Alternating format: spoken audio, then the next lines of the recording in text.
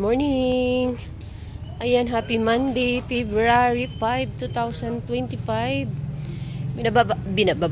Binaba kahapon itong mga oils, 39 bucks. Mga ito, basic. So, kompleto siguro ang tires na in-order ko. Or, baka meron yung malalaki, wala. Parang wala akong nakikita ang easy. Okay. Trabaho muna. Trabaho muna. Mga ano lang ito. Inuna ko in-order yung mga oils tsaka mga tires. Kasi yun yung mga madali i-prepare ng supplier, diba? Madali mapapick up ng truck. Pag may mga pyesa. Tapos, sunod ko yung puro pyesa. Para after 2 weeks naman na prepare at na pick up. Okay.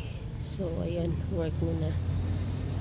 39 bucks yung oils. Meron sa likod na tabunan yung mga nasa harapan na yan.